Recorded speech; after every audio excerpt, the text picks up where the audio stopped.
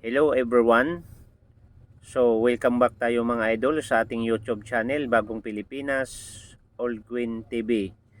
So mga idol, kung kayo ay baguhan pa lang sa aking YouTube channel, kayo po ay aking anyayahan.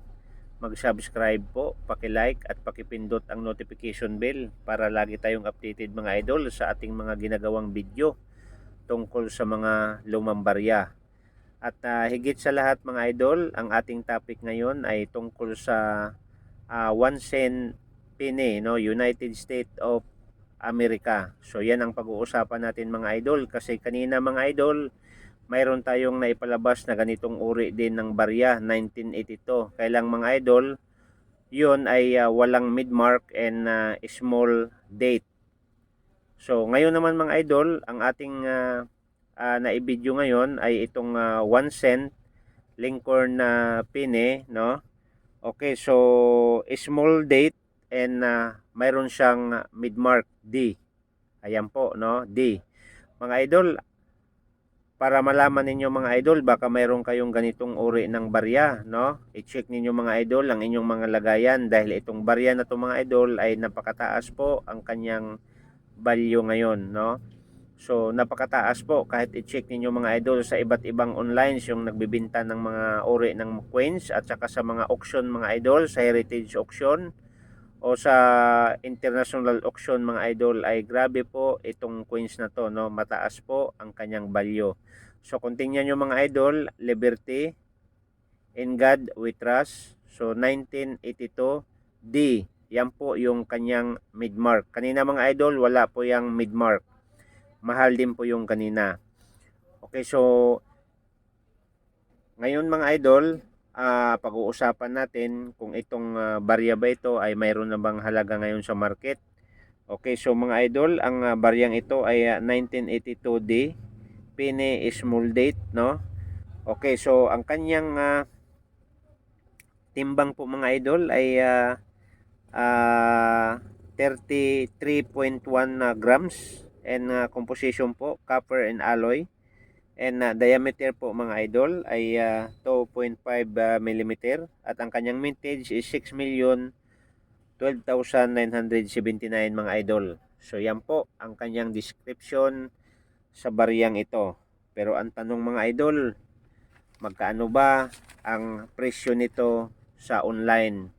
Magkaano ba ang bilihan nito sa mga auction? Yan ang dapat nating malaman mga idol. Unahin muna natin mga idol ang international sa dollars po. Baka malula kayo mga idol. So para hindi kayo malulula mga idol, i-check ninyo sa online. Lagi kong sinasabi po yan, i-check ninyo sa online sa Google, para magugulat kayo na itong barya na to ay possible na magpabago sa ating buhay, no? Okay, so mga idol, ang sa international mga idol, sa kanilang auction sa dollars ang pinag-usapan, merong $36,000 mga idol, merong $35,625, merong $18,800, merong $17,625 mga idol ang price nito, no? Yung price nito mga idol.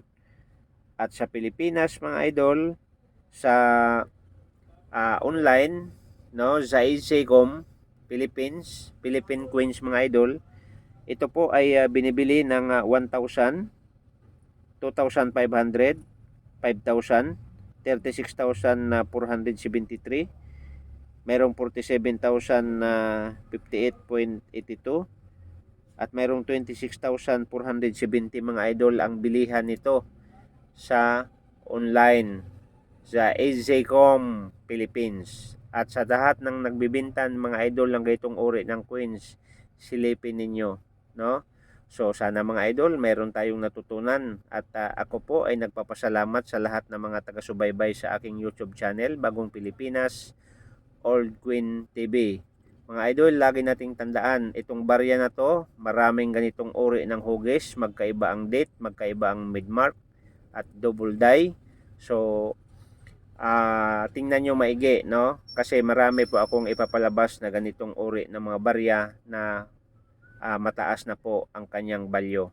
So maraming salamat mga idol. Sana mayroon tayong kaunting ideya, no, kung kayo ba ay may hawak sa ganitong uri ng barya.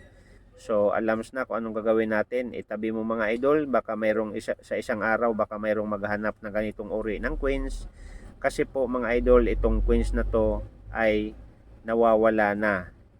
Tinatago na po ito ng iba't ibang mga collectors, no? Kaya nga kung ikaw po ay baguhan pa lang na nangungulik ng mga barya, i-check nyo maigi, baka mayroon kayong ganitong uri ng barya. So maraming salamat mga idol, and see you the next video mga idol. Yung Finney 1 cent 1983 na naman ang aking kasunod na ipapakita sa inyo mga idol. Thank you so much, and God bless po. See you the next video.